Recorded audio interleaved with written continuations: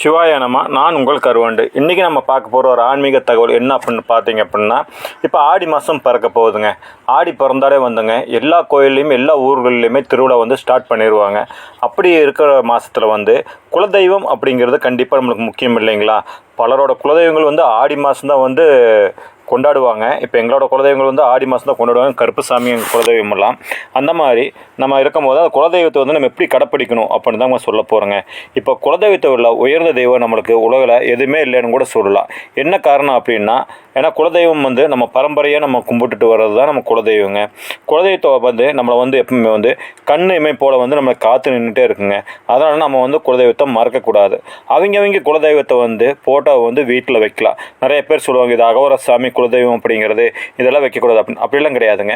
குலதெய்வம் நம்மளோட முன்னோர்கள் தெய்வம். அதனால் வந்து தாராளமாக வீட்டில் வைக்கலாங்க. குலதெய்வத்தோட ஆசி வந்து நம்மளுக்கு என்றைக்கும் இருக்கணுங்க.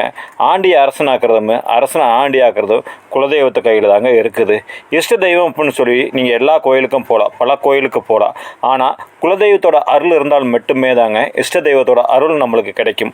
இப்போ நீங்கள் ஒரு இஷ்ட தெய்வம், இப்போ திருவண்ணாமலை, எங்கள் ஊரில் இருக்கிற பண்ணாரி மாரியம்மன் கோயில், இந்த மாதிரி நீங்கள் போகிறீங்க அப்படின்னா உங்களோட குலசாமி கிட்ட போய் ஒரு ஒப்புதல் கேட்கணும். இந்த மாதிரி நான் வந்து இந்த கோயிலுக்கு போகிறேன், உங்களோட அருள் வந்து எனக்கு வேணும் அப்படின்னு நீங்கள் சொல்லிட்டு போனீங்க அப்படின்னா உங்களோட இஷ்ட தெய்வத்தோட அருள் நம்மளுக்கு கண்டிப்பாக வந்து மாற்றம் இல்லாமல் கிடைக்குங்க. எந்த தெய்வமாக இருந்தாலும் சரிங்க, குலதெய்வத்துக்கு அடுத்தது தான் எல்லா தெய்வமுமே. ஆனால் இப்போ நிறைய பேர் என்ன பண்ணுறாங்கன்னா, குலதெய்வத்தை மறந்துட்டு பல தெய்வத்தை நாடி போகிறாங்க. அதாவது வடநாட்டு தெய்வத்தையும் கூட நாடி போகிறாங்க. அந்த மாதிரி இல்லாமல் குலதெய்வத்தை வந்து நீங்கள் கும்பிட்டு வாங்க. குலதெய்வத்துக்கு நம்மளுக்கும் ஒரு வேறுபாடு இருக்குதுங்க மற்ற தெய்வங்களுக்கும். இப்போ திருவண்ணாமலை, மற்ற கோயில்கள் அப்படின்னு போனால் லட்சக்கணக்கான பக்தர்கள் வருவாங்க.